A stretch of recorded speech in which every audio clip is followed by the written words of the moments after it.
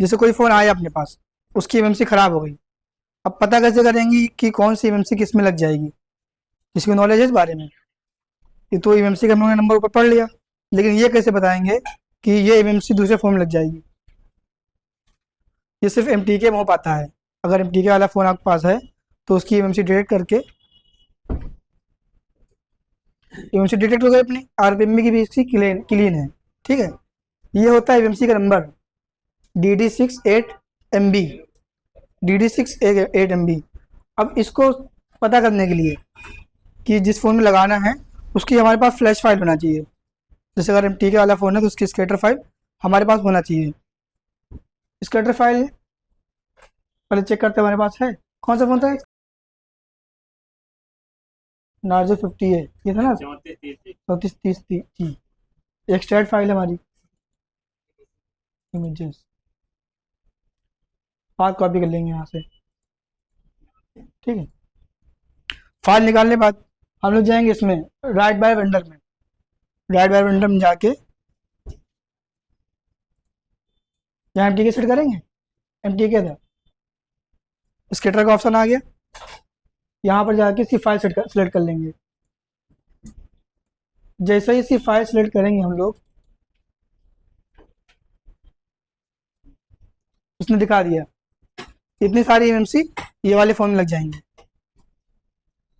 ये इस नंबर की, ये इस कंपनी की, सैमसंग की, माइक्रोन की, सैंडिस्क की और स्काई हाइनेक्स की, जितनी कंपनी होती हैं, ये एमएमसी जो है कंफर्टेबल है इस फ़ोन के लिए। जो एमएमसी हम लोगों ने लगाई है, इसका नंबर कहीं इसमें आ रहा है क्या? देखिए, ये नंबर है DD68MB। चेक करिए इसमें क्या नंबर है, DD68MB। तो इससे हम लोग पता लगा लेते हैं ये एमएमसी इस फ़ोन में लग जाए, इसके लिए कंफर्टेबल है। अब इसको निकाल के रिवॉल्व करके लगा देंगे इसमें, फ्लैश कर देंगे, उसके बाद चालू हो जाएगा फ़ोन। चालू करने के बाद इसके अंदर क्या आईएमई नंबर डेटा हमारे पास है, क्योंकि एमएमसी जो इसकी निकली थी माइक्रोन की थी, वो ख़राब थी, उसने कोई डेटा नहीं दिया। अगर चालू कर लेंगे उसके बाद आईएमई नंबर रिपेयर करना पड़ेगा हमको उसका, जिसका सिक्योरिटी डाटा होता है। आईएमई नंबर होना चाहिए, है ना। अगर इसी जगह क्वालकॉम का फ़ोन आता, क्वालकॉम का, उसको कैसे पता करते? क्वालकॉम में ऑप्शन नहीं है चेक करने का, केवल एमटीके में है। हाँ, एमटीके का फ़ोन होता है तो उसकी एमएमसी आसानी से चेंज हो जाती है, चाहे रियलमी का हो, चाहे ओप्पो का हो, चाहे कोई मॉडल हो। 50,000 मैच लगा लिया एमएमसी आपने और लगा लिया। सबसे मेन चीज़ होता है इसका नंबर मिलाना, ये लिखा है, ये नंबर मिला लिए, लगा लोगे आप।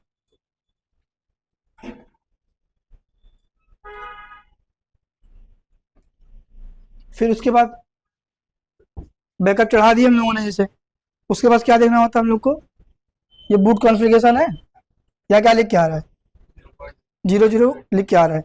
अगर इसी का एमटीके का होता है, एमटीके का जो बूट होता है वो बूट 1 में होता है, लिखवाया नहीं जब डम फाइल में बूट 1 बूट 2 यूज़र डाटा। तो अगर क्वालकॉम का होगा तो वो यूज़र डाटा से बूट करता है।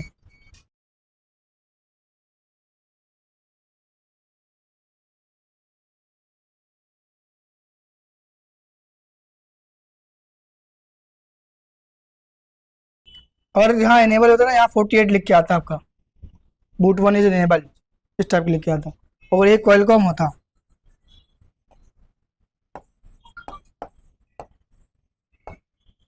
क्वालकॉम का होता है यूज़र डाटा से, यूज़र, उसके लिए क्या आता है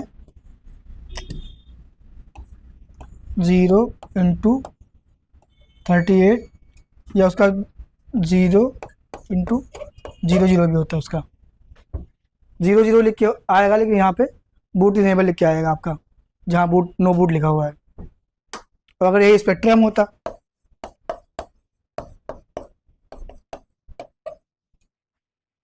उसमें भी बूट 1 से ही होता है,